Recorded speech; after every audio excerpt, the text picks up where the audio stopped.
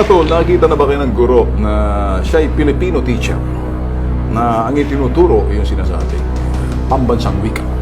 Pero ang kanyang paborito ay English F-word.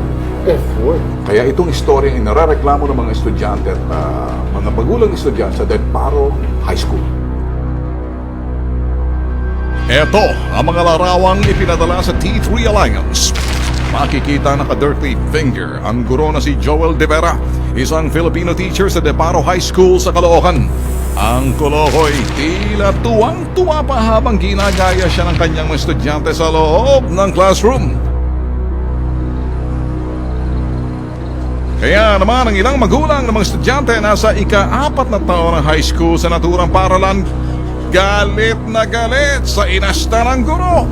Bukod kasi sa mga larawan ng mas kinadismaya raw nila ay ang umano'y pananakit at matabil na pananalita ni Teacher De Vera. Mostly, ginagawa na nila talaga yun sa mga estudyanteng mga nakaraan. Kaya lang, walang boses yung mga estudyante, gawa na takot sa kanya. Isa ang anak ni Aling Juanita ang nakaranas na umano'y pang-aabuso ni De Vera. Halos kasi simula pa lang daw ng klase noon. Sinaktan po siya nung time na nagre-report po siya.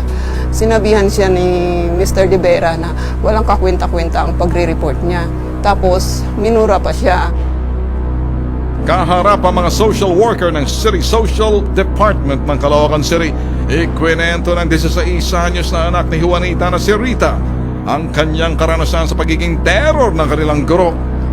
Hindi po niya nagugustuhan yung boses ng pagre-report ko. Tapos bigla po niya ako sinabunutan na may pagigigil po. Sinabihan po niya ako na may ka na, tapos ganyan ka pa rin magsalita.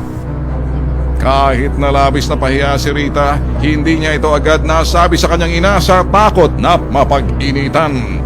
Nasaktan po ako kasi sa magulang ko po hindi po ako sinasaktan. Tapos first time lang din po ako nagkaroon ng teacher na gano'n. Ganito rin daw naranasan ng anak ni Lolit sa guro.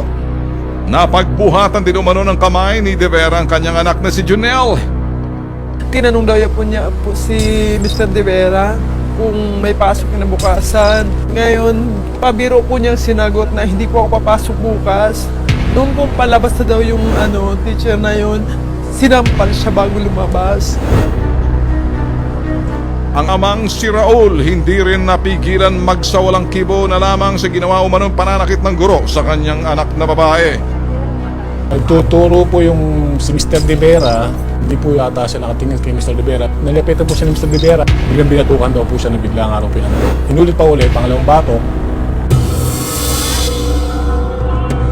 Nako naman si teacher, mukhang tamang trip sa kanyang mga estudyante. Bukod sa pag-naughty finger na nakikita naman sa Facebook, nareklamo rin to ng mga magulang sa pananakit, pananampal itong guro na to. At umabot na rin sa principal, kaya lang pag nagkaroon ng mediation, ang gusto ng principal, ilipat lang ng ibang section. Parang gusto ng mga magulang matanggal siya doon sa kanyang ginagawa. Ako ang magbibigay ng forevermore. Minabuti ng T3 Alliance na kumpirmahin ang sumbong laban sa guro na si Joel De Vera. Maging ang ilang guro na pinili na lamang hindi magpakilala. Dismayado sa mga sumbong ng mga estudyante tungkol sa pagkabayolente umano ni De Vera. Yung mga bata nagsusumbong na nagmumura daw habang nagkaklase. Iba natatakot ng pumasok. Sinasaktan sila, sinasampal. Pag hindi nagustuhan yung report, pinupunit yung visual aids nila. Ayon sa principal, nagkaroon na raw ng kasunduan para masolusyonan ang hinaing ng mga mag-aaral at mga magulang.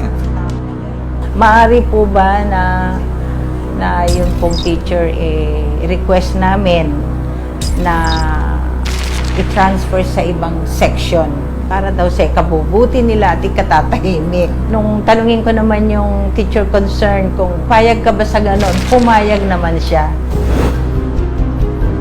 Kasama ang T3 Alliance, idinulog nila ang reklamo sa tanggapan ng Department of Education NCR. Ayon sa hepe ng Legal and Investigation Unit ng ahensya, malaki ang pagkakamali ng guro sa paraan ng kanyang pagtuturo at pagdidisiplina sa kanyang mga estudyante. Yung pananakit niya mismo, yung physical, ay isang pang-aabuso. Ito ay mahigpit na pinagbabawal ng ating kagawaran. Maliwanag din ang kanyang paglabag sa Child Protection Policy ng Department of Education o DepEd Order No. 40 Series of 2012. Dahil dito, maaari siyang masampahan ng kasong administratibo. Maaaring maparusahan ng suspension. Ang mas mabigat na parusa ay siyempre ang pagkatanggal sa trabaho or dismissal from the service. Bukod sa kasong administratibo, dito rin ang mga magulang na sampahan ng kasong kriminal si De Vera. Maaari siyang makasuhan ng paglabag sa karapatang pambata, violation of RA 7610, child abuse. Maaari po siyang makulong ng 6 na taon o higit pa. Para sa patas na pamamahayag, minabuti ng T3 Alliance na kunin ang panig ng inareklamong guro. Sa pag-uusisa sa kanya, mariing niyang itinanggi ang paratang laban sa kanya. Totoo ba yung mga sasabi ng mga estudyante? Aware naman tayo sa complaint. Totoo ba yun? Ako yung best teacher of the year. Aba naman sir, ibig mong sabihin sinungaling ang mga estudyante at mga co-teachers? Ano man ang pagtanggi ni De Vera sa mga paratang sa kanya, tuloy pa rin ang laban ng mga magulang at estudyante para mapanagot ang inareklamong guro. Alam mo tol, kinakailangan talaga may pamantayan doon sa mga kinikilos na guro.